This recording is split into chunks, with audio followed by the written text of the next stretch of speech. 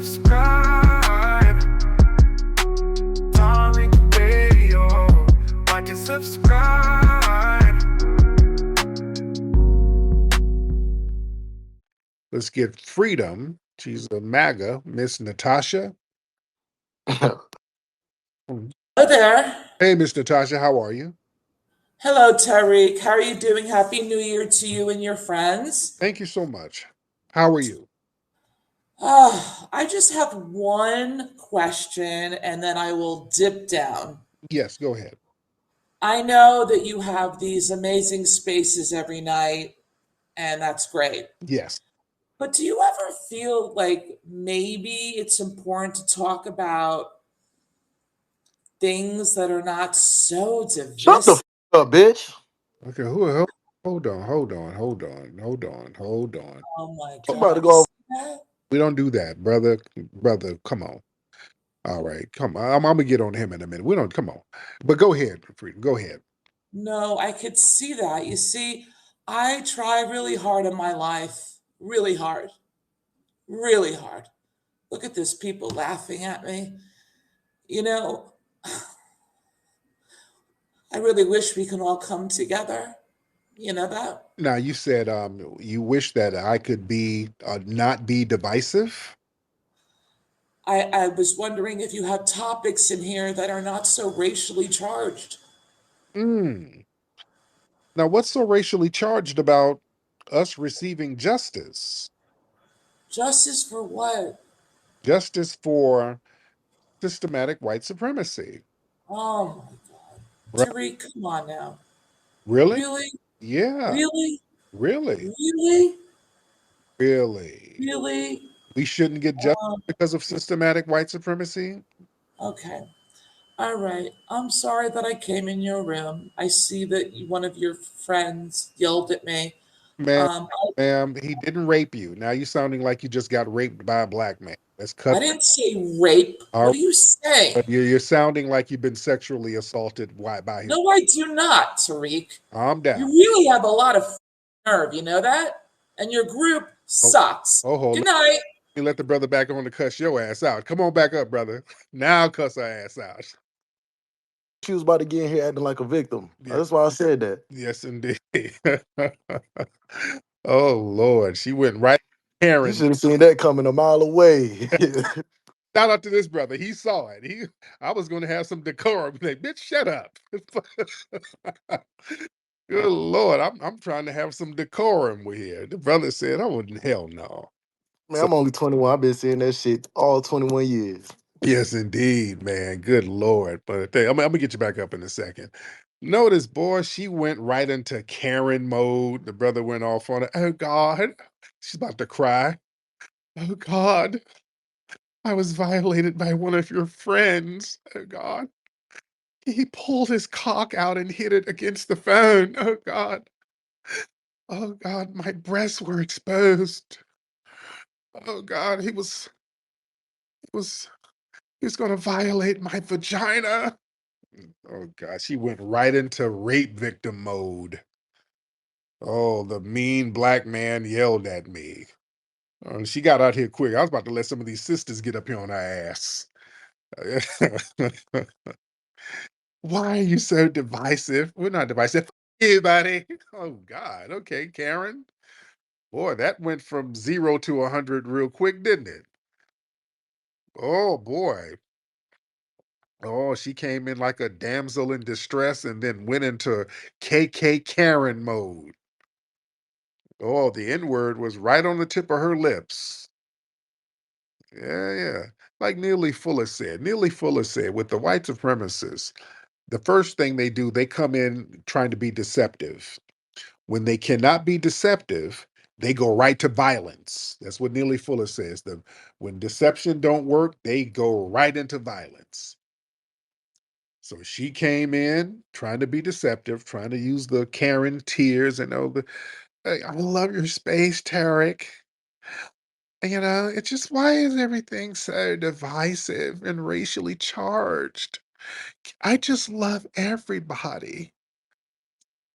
Well, we got a problem with white supremacy. Everybody.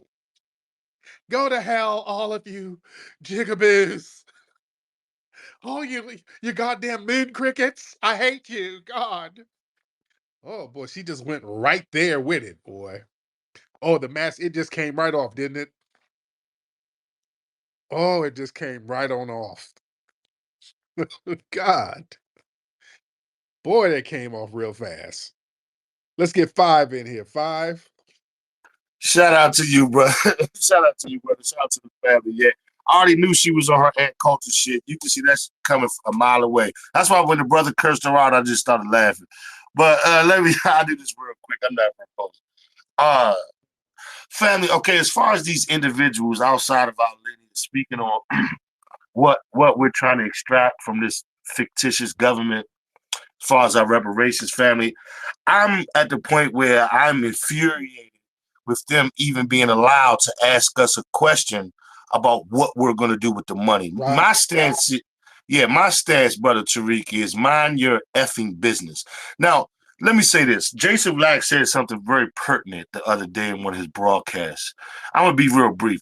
He said that these individuals, these tellers particularly, speaking against us, undermining us, they are aggressors, family. Yeah. By definition, they're aggressors because they are coming to our homelands and speaking against us. So, like I said, Tariq, in your space 3 days ago, we're going to have to start countering them. You counter their aggression is in the form of misinformation and propaganda against us. We're going to have to do the same thing. What do I mean, Five? What do you mean, Five? Family, we're going to have to actively engage in creating publications to expose their tether characteristics, all the dynamics of tethers. Like Red Joker had a picture on here, Tether magazine, and it was a joke. But I'm like, that should be a publication. We need to counter them because what they infiltrated Essence and Jet, and they had the world stars of the world. Really listen to me, family. We're in a think tank. We need to counter their aggression because right now we can't physically do nothing to them on a large scale without 12 coming to get us.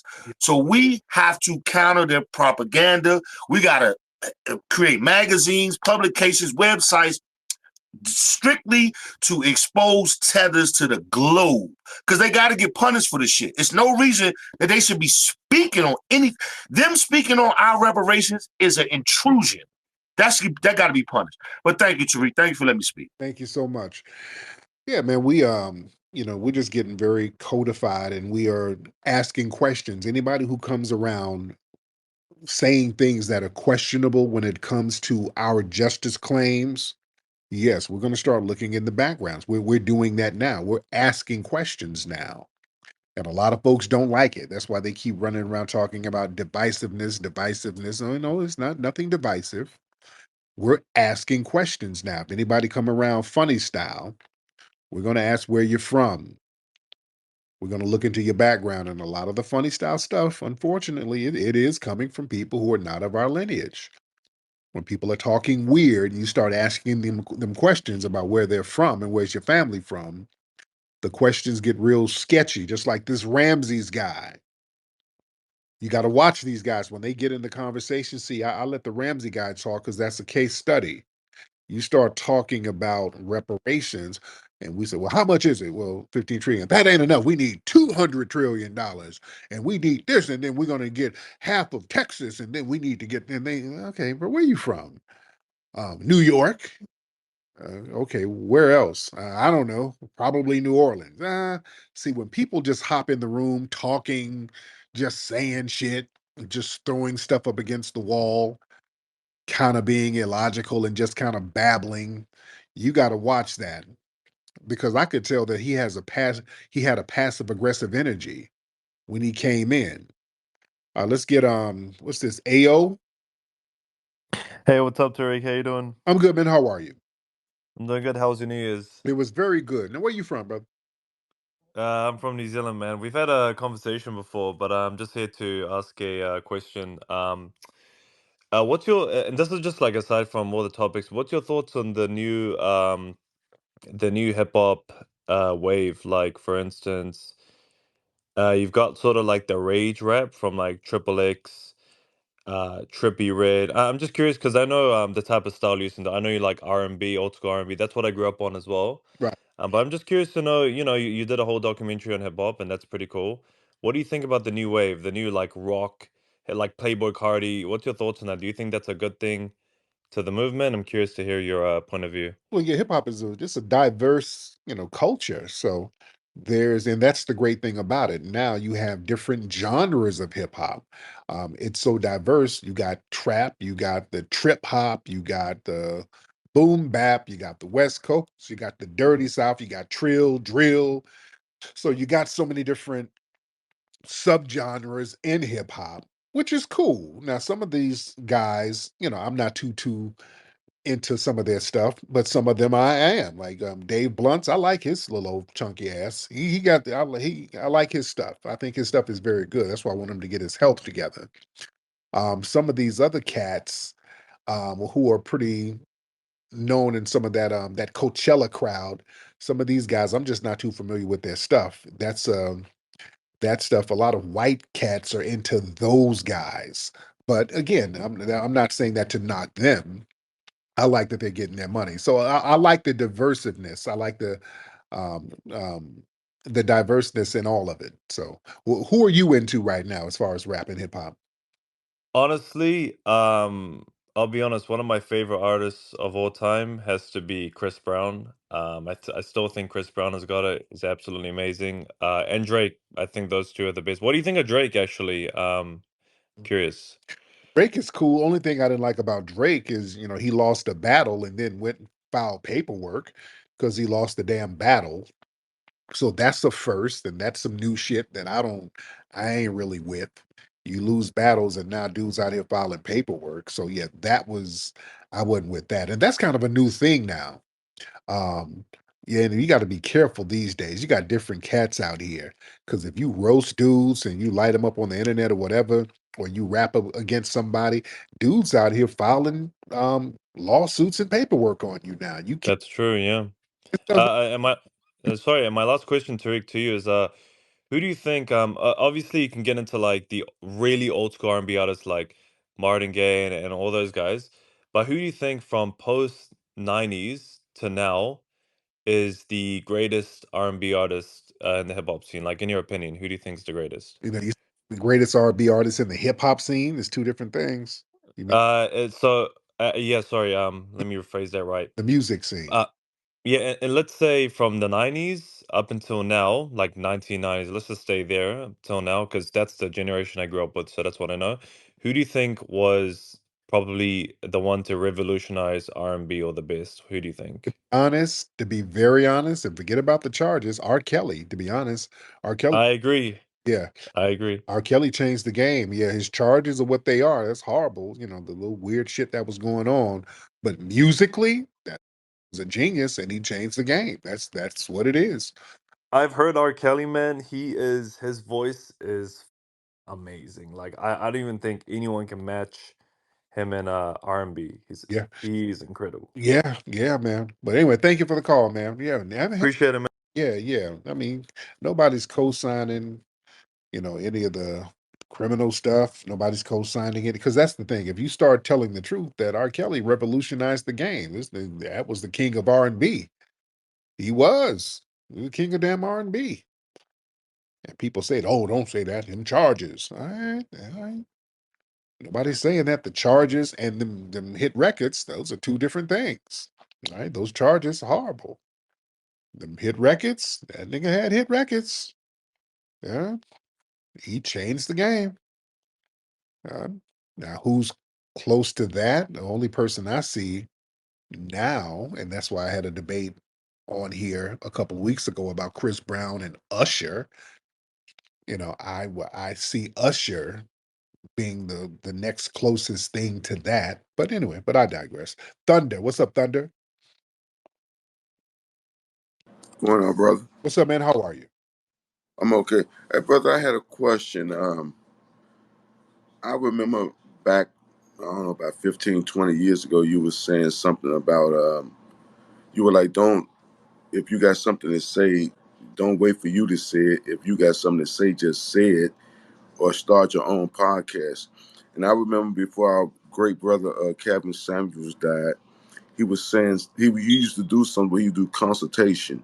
And I was thinking, is that something that you ever thought about doing where it eliminate a lot of nonsense where you can do like a one-on-one consultation? Because I want to get into this podcasting thing too. I just don't know where to start. And I was thinking, have you ever thought about doing consultation where you can charge a person a fee for 30 minutes, an hour, where they can go one-on-one with you and, have consultation about whatever it is they want to talk about? Have you ever thought about that? Yeah, and that's a good question. I need to start back doing that, but I started doing that 25 years ago. That's how I got. I would just give dudes consultation on game, on how to have some game. And I would do that out here in LA. That's how it kind of became known. And that's why I started writing books. That's where my book, The Art of Mackin, came from. That was one of the guides for the guys I was giving game to. And then the book just took off and became a huge bestseller. So I was giving consulting game to cats and charging people. And I was thinking that I should have a like a almost a mentoring consultation site just to give a lot of people the game, because a lot of people have been asking me about advice on certain things. So that's something that I might need to put together. I just haven't had time. I'm so busy juggling so many different projects. But yeah, that's something that I will probably be doing in the near future. Discover the heart of our history at the Hidden History Museum in Los Angeles. Now open with new weekend hours, Thursday through Saturday from 11 a.m. to 4 p.m. Located at 2131 West Jefferson Boulevard in Los Angeles, our museum showcases the brilliance and ingenuity of foundational Black American culture, along with the richness of global Black culture.